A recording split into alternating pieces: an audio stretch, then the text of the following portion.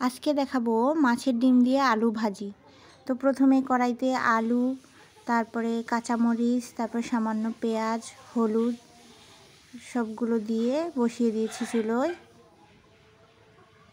তো এই রান্নাটা বিশেষ করে বড়দের চেয়ে ছোটরা বেশি ভালোবাসে, কারণ ছোট বাচ্চারা সহজে ভাত খেতে চায় না। তো এভাবে করে যদি রান্না করে দেয়া যায় তো ওরা খুব মজা করে খেতে পারবে। তাই আজকের ভিডিওটি নিয়ে এসেছি। যদি সবার ভালো লাগে অবশ্যই সাবস্ক্রাইব করবেন। তো এই যে দেখতে পাচ্ছেন হালকা করে ভেজে নিচ্ছি। এভাবে করে সুন্দর করে সামান্য আঁচে ভেজে নেবেন। তেলের পরিমাণ খুবই অল্প দেবেন, কারণ কি বাচ্চাদের ক্ষেত্রে খেতে ভালো হবে। তো এই যে মাছের ডিমগুলো দিয়ে দিলাম। এবার এটাকে সুন্দর করে নেড়ে চেড়ে মিক্স করে নেব।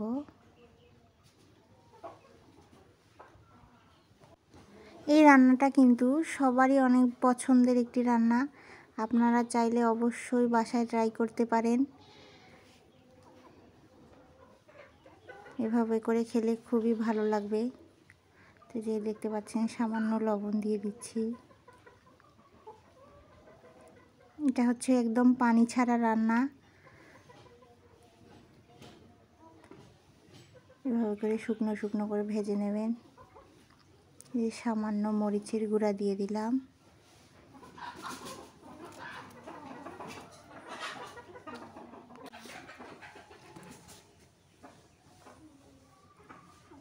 এই যে সামান্য করে ভেজে নেবেন, সামান্য মশলা গুঁড়ো দিয়ে দিলাম। এই রান্নাটাতে সব কিছুই খুব কম লাগে আর খেতে অনেক মজা, বাচ্চারাও অনেক মজা করে খেতে পারে। তো এইভাবে করে সুন্দর করে নেড়ে চেড়ে ভেজে নেবেন। এই যে দেখতে পাচ্ছেন কত সুন্দর একটা কালার এসেছে এবং খেতে অনেক মজা।